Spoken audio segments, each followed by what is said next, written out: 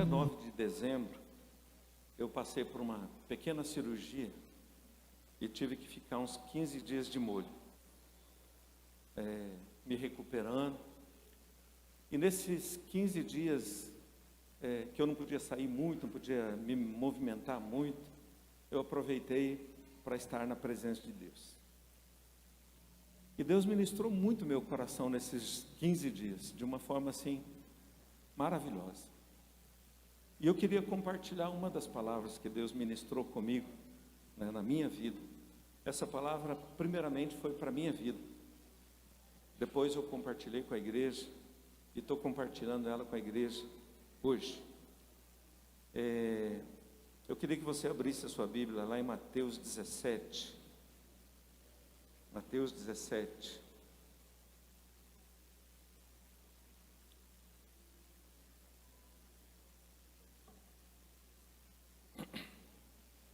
O tema daquilo que eu quero compartilhar contigo é: olhe para Jesus e ouça a sua voz. Olhe para Jesus e ouça a sua voz. Já gravou isso ou não? Olhe para Jesus e ouça a sua voz. Diga isso para a pessoa da direita e da esquerda. Diga assim: olhe para Jesus e ouça a sua voz. Se isso entrar no seu coração, já cumpri a minha mensagem. Em nome de Jesus.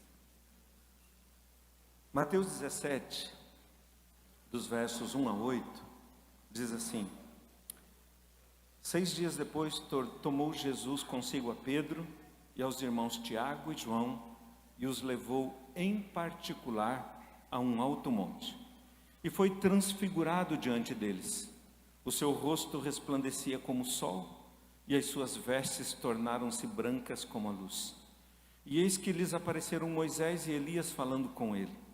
Então disse Pedro a Jesus: Senhor, bom é estarmos aqui. Se queres, farei aqui 3 tendas. Uma será tua, outra para Moisés, outra para Elias. Falava ele ainda quando uma nuvem luminosa os envolveu. E eis, vindo da nuvem, uma voz que dizia: Este é meu filho amado, em quem me comprazo, a ele ouvi. Ouvindo-a, os discípulos caíram de bruços, tomados de grande medo.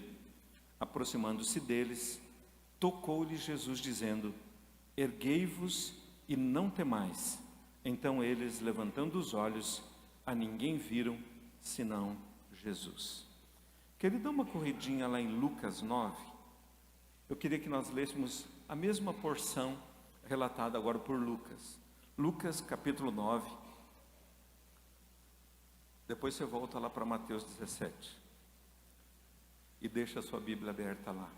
Lucas 9, a partir do verso 28, nos diz assim. Lucas 9, 28 em diante. Cerca de 8 dias depois de proferidas estas palavras, tomando consigo a Pedro, João e Tiago, subiu ao monte com o propósito de orar. E aconteceu que, enquanto ele orava, a aparência do seu rosto se transfigurou e suas vestes resplandeceram de brancura.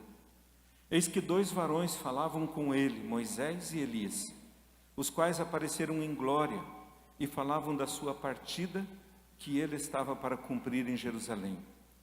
Pedro e seus companheiros achavam-se premidos de sono, mas, conservando-se acordados, viram a sua glória e os 2 varões que com ele estavam. Ao se retirarem estes de Jesus, disse-lhe Pedro: Mestre, bom é estarmos aqui. Façamos 3 tendas, uma será tua, outra de Moisés e outra de Elias, não sabendo, porém, o que dizia. Enquanto assim falava, veio uma nuvem e os envolveu, e encheram-se de medo ao entrarem na nuvem. E dela veio uma voz dizendo: Este é o meu filho, o meu eleito, a ele ouvi. Depois daquela voz, achou-se Jesus sozinho. Eles calaram-se e naqueles dias a ninguém contaram coisa alguma do que tinham visto. Volta lá para Mateus 17 e deixa aberta lá. Feche seus olhos, querido. Mais uma vez, abra o seu coração. Deixa o Espírito Santo de Deus ministrar a sua vida. Eu creio que tem algumas coisas preciosas demais para esse início de semana de propósito. Pai, nós queremos engrandecer o Teu nome. Nós queremos glorificar o Teu nome pelo privilégio de estarmos aqui. A única razão, Pai querido, de estarmos aqui neste lugar é por causa da Tua obra, Pai, que nos alcançou. A Tua palavra diz que o Senhor nos achou, Pai querido, mortos em nossos delitos e pecados. E o Senhor nos ressuscitou, nos trazendo vida por meio de Jesus. E por isso nós estamos aqui, Pai, porque nós somos alcançados por essa grandiosa obra, Pai. E agora nós queremos, Pai querido, colocar as nossas vidas inteiramente nas Tuas mãos. Então, Pai, que nesse início de semana de propósito, o Senhor possa falar conosco de uma forma poderosa. Toca o meu coração, Pai, me capacite a ser o Teu instrumento nessa noite, Pai. Ó Deus, porque de mim mesmo não tenho nada para dar, Pai. A minha experiência não serve, ó Deus querido, para sustentar os Teus filhos. Ó Deus, mas a unção do Teu Espírito, Pai, tudo pode. Então, Deus querido, em nome de Jesus, unge a minha vida, mas unge também a vida de meus irmãos e irmãs, Pai, para que eles possam receber do Senhor, Pai. Ó Deus querido, muito mais daquilo que eu posso falar, Pai. Que o Senhor possa quebrar toda resistência, possa quebrar toda barreira, que o Senhor possa penetrar, Pai, nas profundezas do coração, ó Deus, dos Teus filhos, Pai querido, e trazer cura, trazer renovo, trazer, Pai querido, ó Deus, um ânimo novo, Pai querido, ó Deus, não por causa da virada do ano, mas por causa da Tua presença. Pai, no poder do Teu nome, Jesus, nós oramos e consagramos, Pai, nas Tuas mãos as nossas vidas, crendo, Pai, que o Senhor já tem tocado os nossos corações, em nome de Jesus, amém. Amém, querido? Em nome de Jesus. Queridos, eu gostaria, nessa abertura de semana de propósito, trazer aqui uma palavra de desafio e uma palavra de esperança, uma palavra de desafio, uma palavra de esperança para a sua vida, a partir da experiência de Jesus com os discípulos no Monte da Transfiguração. Eu creio que é importante a gente lembrar que quanto mais se aproxima o grande dia do Senhor, quem crê que Jesus está às portas? Né? Se você crê que Jesus está às portas, querido, como você tem se preparado para esse encontro? Eu creio que quanto mais se aproxima o grande dia do Senhor, mais nós precisamos estar atentos às direções que vêm do Senhor para as nossas vidas. Precisamos olhar para Jesus e dar ouvidos à sua voz. Se nós dermos uma olhadinha no capítulo 16 de Mateus, a partir do verso 21, Mateus 16, verso 21, declara para nós que Jesus estava preparando o coração dos seus discípulos sobre a necessidade da sua morte e da sua ressurreição. Jesus estava preparando o coração dos seus discípulos para aquilo que estaria acontecendo não muito longe, poucos dias depois, quando Jesus seria levado à cruz, para que o propósito de Deus se cumprisse através da vida de Jesus e alcançasse toda a humanidade, começando a partir dos discípulos. Jesus estava preparando o coração dos discípulos, mas essa não era uma palavra tão simples, não era uma palavra que encontrava lugar com facilidade no coração dos discípulos, tanto que quando Jesus fala da sua morte e da sua ressurreição, o apóstolo Pedro reage, olhando e conversando, falando para Jesus: Senhor, tem misericórdia de Ti mesmo. Que conversa é essa de morrer? Que conversa é essa de ressuscitar? Tem misericórdia de Ti mesmo. Tem misericórdia de Ti mesmo. E eu creio, queridos, que é a partir dessa experiência, a palavra diz que foi então, a partir daí, que Jesus tomou Pedro, Tiago e João e os levou para um alto monte. Lucas 9, 28 diz que levou os discípulos com o propósito de orar. E a palavra diz que enquanto eles oravam, algo aconteceu. O rosto, Jesus foi transfigurado. O rosto dele resplandecia como o sol, e as suas roupas tornaram-se brancas como a luz. E nessa experiência, querido, maravilhosa, que Jesus estava permitindo os discípulos participarem, nessa experiência maravilhosa e poderosa com Jesus, nós vemos Jesus fazendo alguns alertas importantíssimos para as nossas vidas. E aqui eu gostaria que você prestasse muita atenção, porque foi o que Deus ministrou no meu coração naquele tempo que eu estava de molho, né? A primeira coisa que é como se Jesus estivesse dizendo para os discípulos, Jesus está preparando o coração deles, e aí eles não entendem o que Jesus está dizendo, e aí Jesus leva esses discípulos para uma experiência no alto monte, e começa a ministrar o coração deles de uma forma muito especial. E a primeira coisa que Deus ministrou à minha vida aqui, é como se Jesus estivesse dizendo para eles o seguinte: não recuem, não recuem, porque o futuro será glorioso.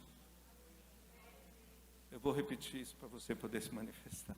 É como se Jesus estivesse dizendo para eles: não recuem, não recuem, porque o futuro será glorioso. Jesus não estava falando só de morte, Jesus estava falando de vitória sobre a morte.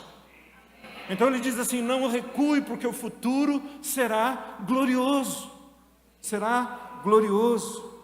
Querido, no meio das incertezas, no meio das inseguranças humanas, Jesus leva os discípulos para o alto monte, e Jesus deixa os discípulos experimentarem um pouquinho do céu.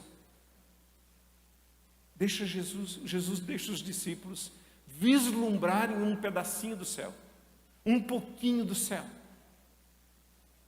porque Ele aparece como um dia nós estaremos lá. Ele aparece para os discípulos da mesma maneira que um dia nós nos encontraremos lá. Jesus antecipa aos seus discípulos um pouquinho do céu. Eles puderam contemplar um pouquinho da glória de Deus que estava presente na vida de Jesus. Eles puderam contemplar de uma forma muito profunda a autoridade e o poder que estava sobre a mão de Jesus. Eles puderam nessa experiência ver um pedacinho do céu, eles puderam contemplar a glória do Senhor que foi descrita lá em João 1,14, e vimos a sua glória como glória do unigênito do Pai, que se fez carne e habitou entre nós. E eles puderam ver um pouquinho da autoridade e do poder que estava sobre as mãos de Jesus. E a palavra de ordem era uma só, e continua sendo a mesma para nós: não recue diante das incertezas. Não recue diante das inseguranças, porque o futuro será glorioso. Agora, querido, nós estamos começando um ano. Quem aqui tem alguma certeza desse ano? Quem aqui tem alguma convicção do ano? O ano é um mistério para nós, mas não é para Jesus. Não é para Jesus. Eu não sei absolutamente nada sobre esse ano, eu não consigo enxergar o dia de amanhã. Mas não há mistério para Deus nesse ano. Então, por mais que traga inseguranças, por mais que tragam incertezas ao meu coração, eu sei quem estará comigo todos os dias desse ano. Eu sei o poder que Ele tem, eu sei a autoridade que Ele tem, e pela sua presença, Ele me deixa contemplar um pedacinho do céu. Pela sua presença, Ele me deixa contemplar o seu poder. Pela sua presença, Ele me deixa viver debaixo da sua autoridade e do seu poder. Por isso ele diz: não recue, ainda que o ano traga muitas incertezas. É um ano de muitos acontecimentos, é um ano de eleições, é um ano onde nós estaremos escolhendo aquele que estará governando o nosso país, mas não é aí que está a nossa segurança. A nossa segurança está no Senhor, e apesar e a despeito de qualquer coisa que possa acontecer, eu não posso recuar, porque o futuro será glorioso. O futuro será glorioso. É interessante, queridos, lá em 1 Coríntios, capítulo 15, versículos 35 a 58, o apóstolo Paulo, ministrando à igreja, ele declara que um dia, todos nós que entregamos as nossas vidas e vivemos por meio dele, receberemos um corpo glorificado. Receberemos um corpo glorificado. Mas é interessante que ele traz essa notícia acompanhada de um grande desafio. O versículo 58, ele diz assim: portanto, meus amados irmãos, sede firmes, inabaláveis, sempre abundantes na obra do Senhor, sabendo que no Senhor o nosso trabalho não é vão. Sede firmes, inabaláveis, sempre abundantes na obra do Senhor. Ou, em outras palavras, não recue, não permita que nada te impeça de ser firme, que nada te impeça de ser inabalável, que nada te impeça de ser abundante na obra do Senhor. Porque o futuro será glorioso. E eu creio, querido, que aqui está o primeiro grande desafio. Porque eu tenho certeza que 2026 oferecerá muitas situações ou circunstâncias para nos fazer recuar. Quem aqui já teve alguma grande luta na sua vida? Levanta a mão aí se tiver coragem. Quando você está no meio de uma grande luta, o que passa no coração? Vontade de avançar ou de recuar? De recuar. Não se iluda pensando que 2026 não vai oferecer para você oportunidades de recuar. Mas quando essas circunstâncias surgirem, você precisa lembrar daquilo que o Senhor trouxe para os discípulos, dizendo para eles assim: vocês não estão entendendo nada. Tem coisa que a gente não entende. Mas é assim, não recuem, porque o futuro será glorioso. Não recue. Diga para a pessoa que está ao teu lado: não recue, porque o futuro será glorioso. Futuro será glorioso. Diga de novo para a pessoa poder acreditar. Diga bem forte para ela: não recue, porque o futuro será glorioso. O futuro será glorioso. Será glorioso. Aleluia, querido.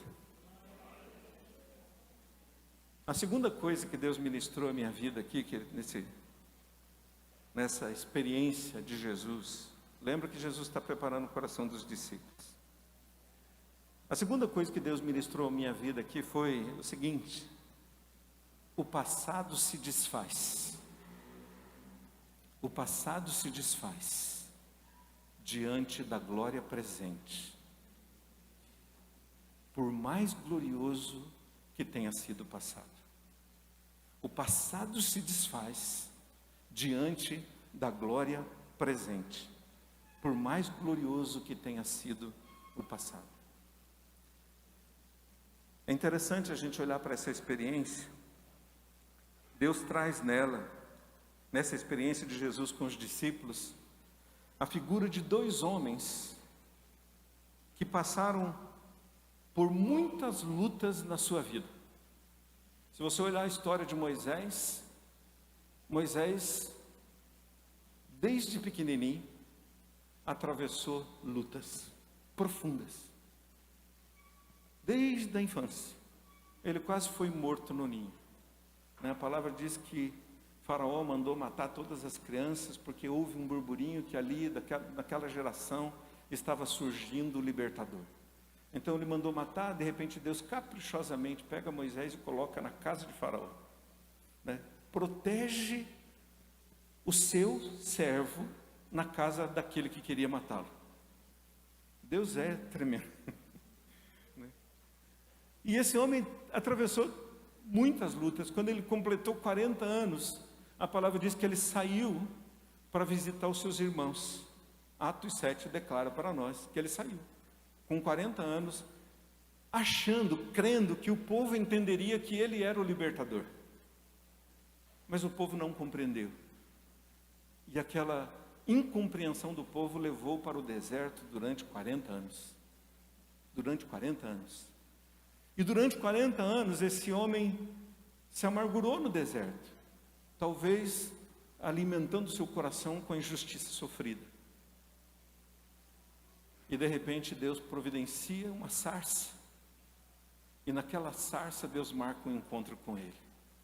Foi a forma que Deus encontrou de atrair a atenção de Moisés. Uma sarça que, tomada pelo fogo, e o fogo não consome aquela sarça. E de repente Deus começa a falar com ele. E ali começa um processo de cura e uma nova história na vida desse homem. Então foi um homem que passou por muitas lutas internas e externas. Com Elias não foi muito diferente. A gente olha a história de Elias, foi um homem tremendamente usado por Deus, mas que passou por muitas tribulações, por muitas lutas. Agora, querido, esses dois homens, quando eles se redescobriram em Deus, eles se tornaram referenciais para o povo. Eles se tornaram referências para o povo. Referência da lei, referência dos profetas na antiga aliança. E esses homens que se tornaram referências, eles foram usados por Deus de uma forma gloriosa e poderosa. A gente ainda se inspira demais na história desses homens, a gente é alimentado pela história desses homens, a gente é encorajado pela história desses homens, por aquilo que Deus fez na vida deles e através da vida deles. Mas é interessante, querido, e aí eu queria que você abrisse lá, 2 Coríntios capítulo 3, 2 Coríntios capítulo 3,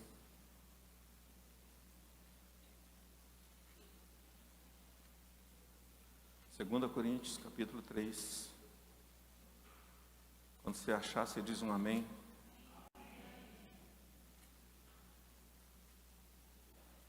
Como eu não achei ainda, estou dizendo assim, misericórdia. 2 Coríntios, capítulo 3, dos versos 7 até o 11. Olha o que está escrito aqui. Olha o que Paulo revela.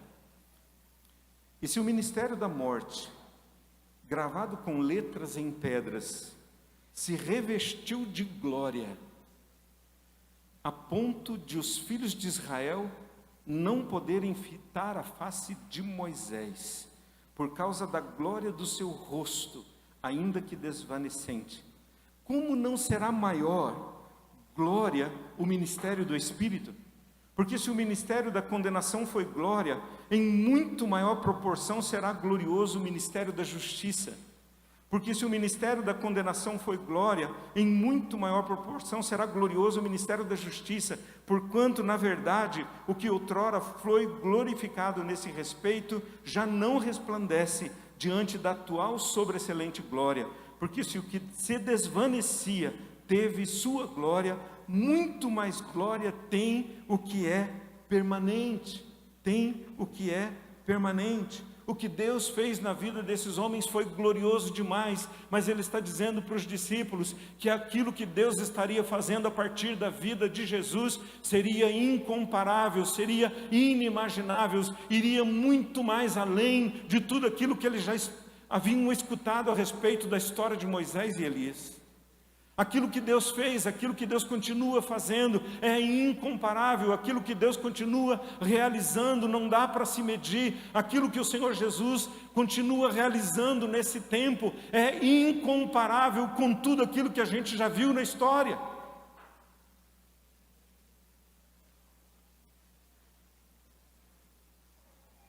O que Deus fez e continua fazendo hoje, por meio de Jesus, é inimaginável, querido. É inimaginável. Agora o problema, querido, é que às vezes a gente se prende no passado. A glória se manifestou. Nós vimos a sua glória. Mas às vezes a gente fica preso ali atrás. Claro que não acontece aqui, só lá em Maringá. A gente olha para aqueles momentos maravilhosos que a gente teve na vida e a gente fala assim, nossa, aquele tempo que era bom. Que tempo glorioso aquele. Que tempo maravilhoso aquele. E aí a gente deixa de perceber a glória presente. a glória que está presente, a glória que se manifestou, a glória que se manifesta. Então, querido, quando você olhar lá para trás e tiver coisas gloriosas lá atrás, diga: Deus, eu sei que aquilo foi glorioso, mas não se compara com aquilo que o Senhor quer fazer nesse tempo, não se compara com aquilo que o Senhor quer realizar nessa hora, não se compara com aquilo que o Senhor quer fazer na minha vida e através da sua vida, porque a glória do Senhor se manifesta e ela está presente em nosso meio de uma forma poderosa.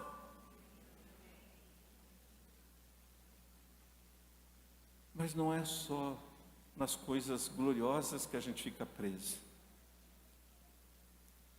Às vezes a gente fica preso nas decepções. Quem aqui já teve alguma decepção na sua vida? Só dá uma olhadinha para mim e ri. A gente é um posto de decepção, não é verdade? A gente está lidando com decepção o tempo inteiro, a gente se decepciona e a gente se decepciona o tempo inteiro. O problema é que a gente se torna prisioneiro delas. E aí a gente não vê a glória, porque a gente está preso em alguma coisa aqui atrás. Agora, querido, é interessante que quando eu estava ministrando, Deus falou assim: filho, quantas vezes você já perdeu de ver a manifestação da minha glória, porque você estava preso em alguma coisa aqui atrás.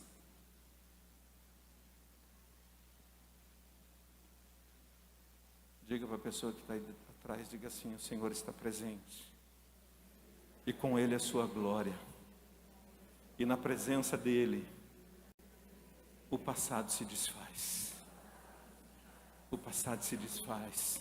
Seja na sua vida pessoal, seja na sua vida familiar, seja na vida da igreja, seja onde for, querido.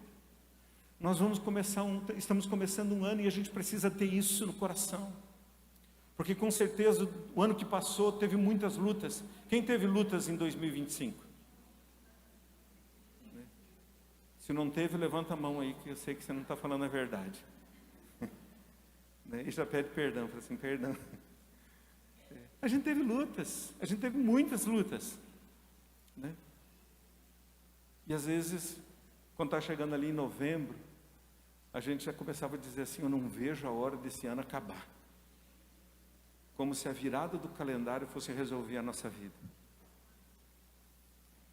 Querido, se desprenda do ano passado e se desprenda de todos os outros anos, por melhor que ele tenha sido, ou por pior que ele tenha sido, e deixe o Espírito Santo de Deus derramar sobre a sua vida da glória presente, e você verá que a sua vida ganhará um novo sentido, e o poder do Espírito Santo te guardará por onde quer que você vá, por onde quer que você ande, por onde quer que você caminhe. O passado se desfaz diante da glória. Olha que coisa interessante, abra lá em Hebreus 1. Hebreus, capítulo 1.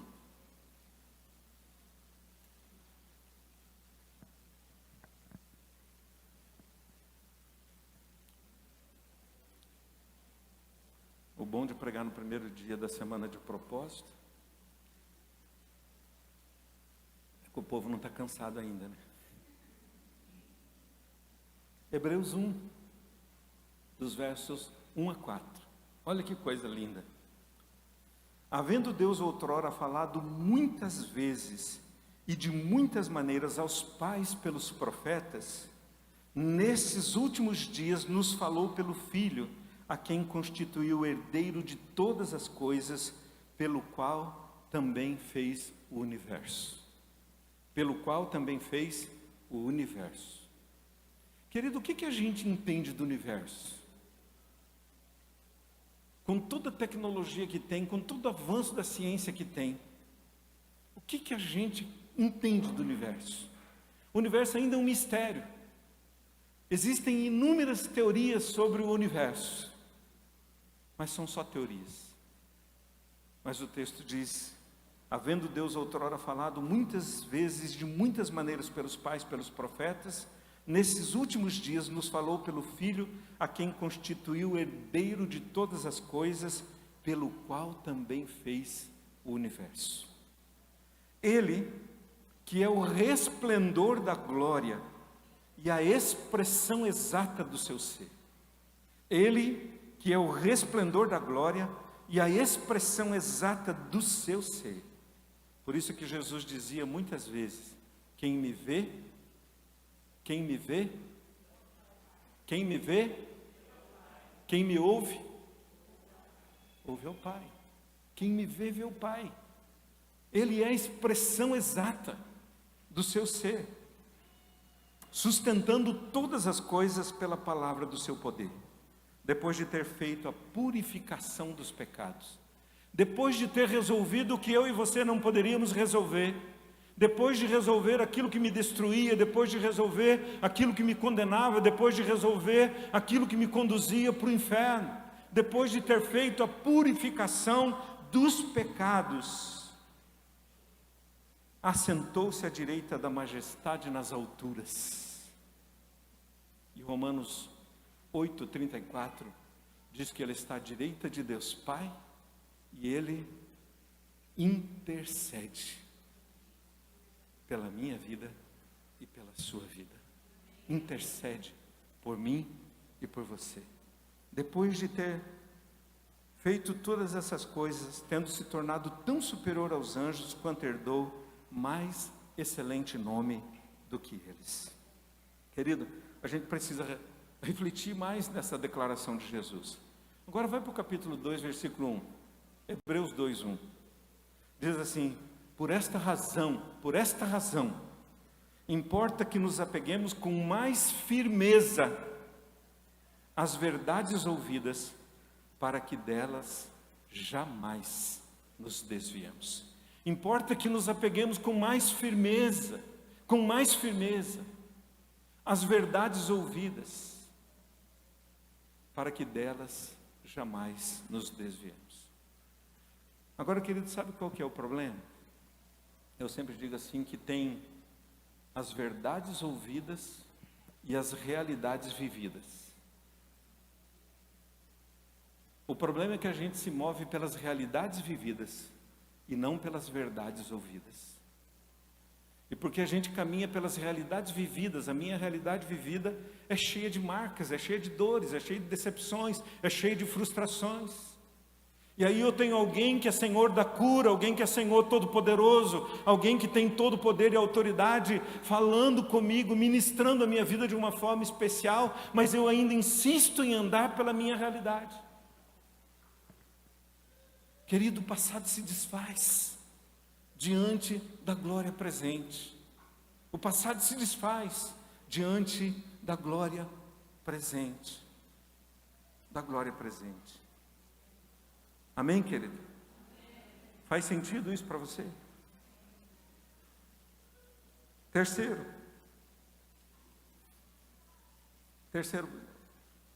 volta lá para Mateus 17.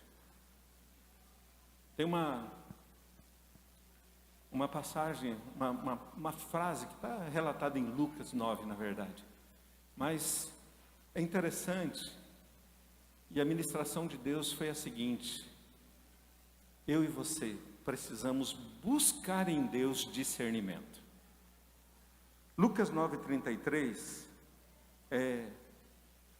diante daquela experiência dos discípulos, a palavra diz que Pedro sugeriu levantar umas tendas, porque ele não sabia o que dizer. Ele faz algo sem saber o que estava fazendo, fala algo sem saber o que ele está falando, né? Os discípulos estavam maravilhados com a experiência que estavam vivendo com Jesus naquele lugar. Eles não sabiam o que fazer. Então Pedro sugeriu: vamos fazer 3 tendas? Vamos fazer 3 tendas? A ideia é boa, né? Vamos fazer 3 tendas?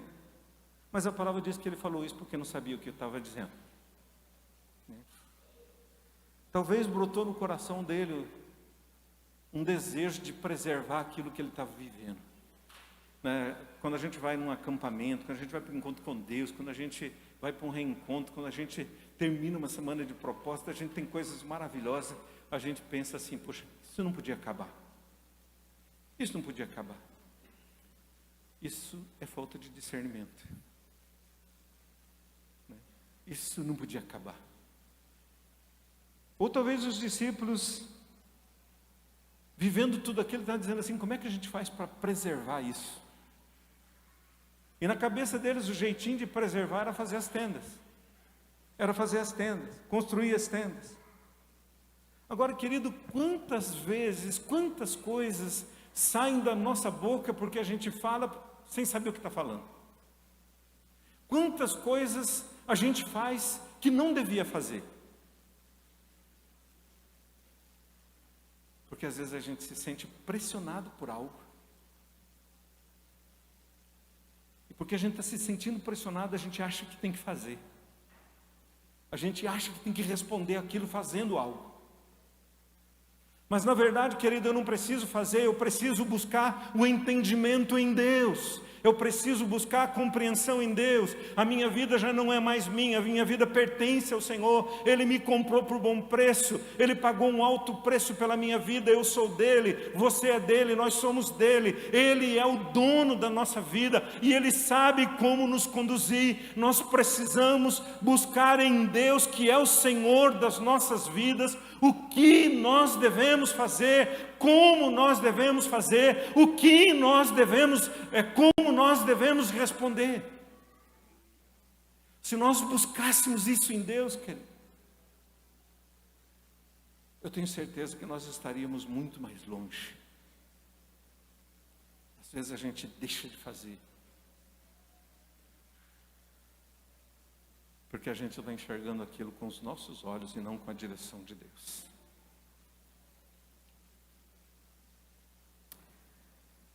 Lá no livro de Levíticos, capítulo 9. Eu não vou ler, não precisa se abrir lá, que é um texto longo. Mas é um texto muito interessante. A palavra diz que Deus visita os sacerdotes, Arão, e vai dando passos para ele, direção. Vocês vão fazer assim, assado. E eles vão seguindo toda a direção que Deus deu. E os filhos dele estão lá, junto com o negócio. E quando Deus conclui toda a direção, os sacerdotes seguem à risca tudo aquilo que Deus falou. O poder de Deus desce de uma forma gloriosa. Uma grande alegria brotou no coração do povo. Um grande renovo espiritual aconteceu. E aí Nadab e Abiú estão lá, participando daquele movimento. E aí eu penso que os dois devem ter conversado entre eles. E fala assim, mano, o que você acha da gente repetir aquelas regras? Ó, foi feito assim, assado. E olha o que aconteceu. Vamos fazer igual? E eles repetiram tudo. Fizeram tudo direitinho. Porém sem discernimento. Sem que fosse direção de Deus. E ao invés do fogo da glória, do poder de Deus que desceu, a palavra diz que desceu fogo estranho. Tem muito fogo estranho nas casas. Tem muito fogo estranho nos relacionamentos. Tem muito fogo estranho na cidade. Porque a gente age sem discernimento. Porque a gente responde às necessidades sem discernimento. Sem discernimento. Querido, é tempo de buscar discernimento no Senhor. Nós temos 360 e alguns dias aí. 354 dias pela frente, onde nós podemos viver plenamente no discernimento do Senhor. E você verá a glória de Deus, querido, porque você é dele, eu sou dele, nós somos dele, e ele quer fazer grandes coisas a partir das nossas vidas. Quem quer ver a cura de Deus na sua casa? Quem quer ver a cura de Deus na cidade? Quem quer ver a cura de Deus na igreja? Então a gente precisa agir com discernimento. Com discernimento. Com muito discernimento. Olha para trás, para o ano passado, que está mais pertinho. Né? Quantas coisas a gente falou sem discernimento? Alguém aqui tem coragem de admitir que falou alguma coisa sem discernimento ano passado? Levanta a mão comigo. Eu falei. Foi bênção. Produziu fruto, não foi?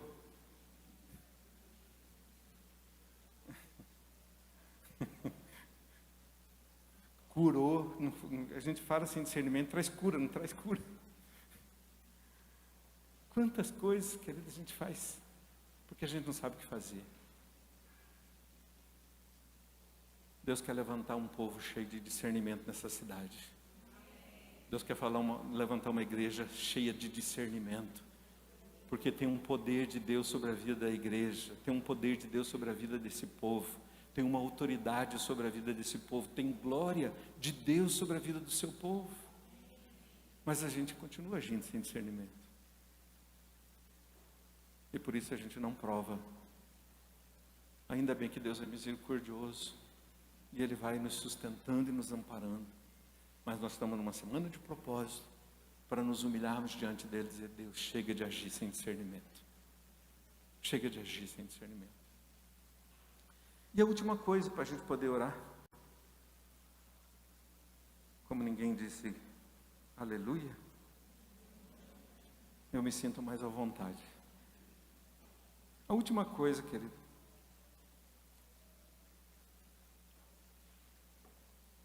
A palavra de ordem é olhar para Jesus e ouvir a sua voz.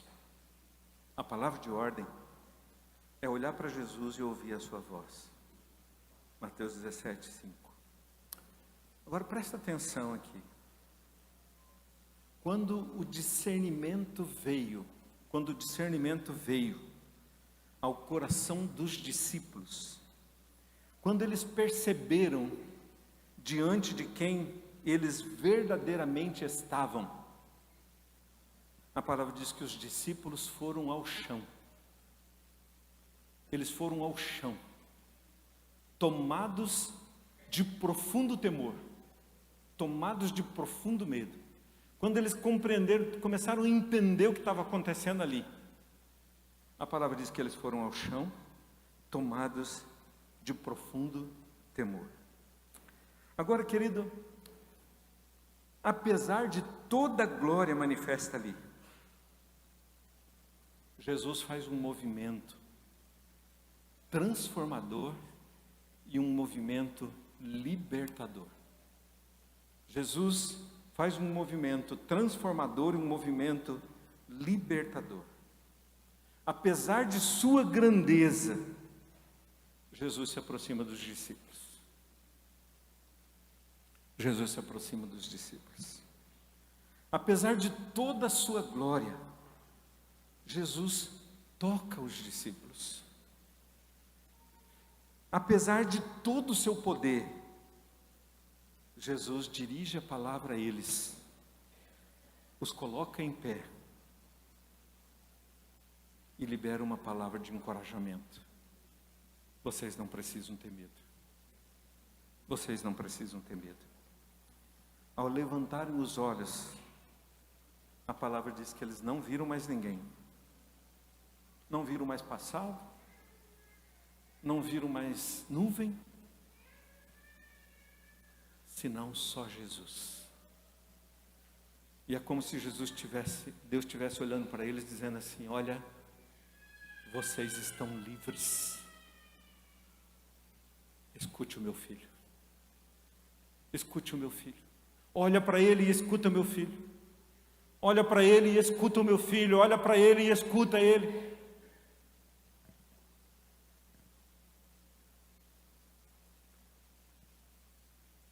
Querido, se eu entender só isso, eu te garanto que 2026 será o ano mais extraordinário na vida desta igreja. Será o ano mais extraordinário na sua vida familiar. Será o ano mais extraordinário na sua vida pessoal. Se você olhar para Jesus e ouvir a sua voz. Ouvir a sua voz. A gente vai ter luta, pode ter certeza disso. Pastor, eu não estou sendo profeta da tragédia. Eu estou apenas dizendo para você, nós habitamos num mundo caído. E é impossível um homem de Deus habitar num mundo caído e não ter luta. Mas nós temos para quem olhar. E nós temos a quem ouvir. E ele disse assim, e assim como ele se aproxima, apesar de toda a sua grandeza, ele se aproxima dos discípulos, a grandeza revelada ali naquela experiência. Ele se aproxima dos discípulos e toca neles. Jesus quer fazer isso cada dia desse ano. Apesar da sua glória, apesar do seu poder, apesar da sua autoridade, ele vem até nós para nos tocar. Ele vem até nós para nos colocar de pé. Ele vem até nós, dirige a sua palavra para que a gente avance segundo a direção que vem do coração dele.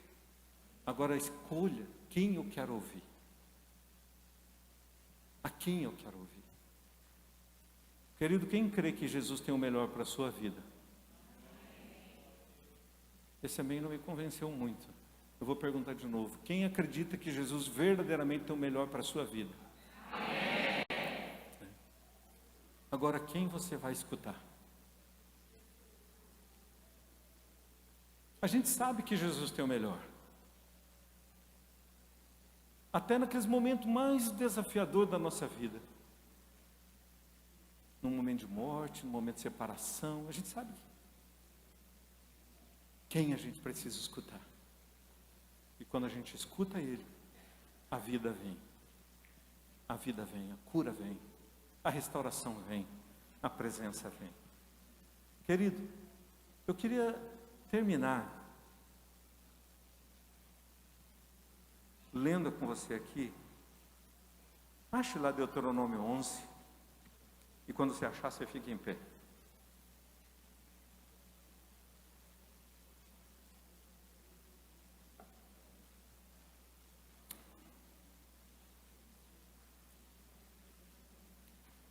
Deuteronômio 11.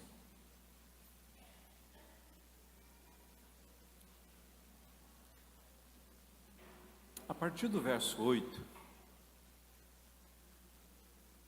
é praticamente a mesma palavra que Deus está dando para os discípulos ali. Este é meu filho amado, escuta ele. Deuteronômio 11, a partir do verso 8, diz assim.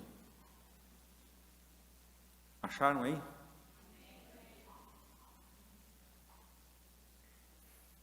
E se à medida que nós formos lendo assim, você fala assim, eu quero consagrar minha vida,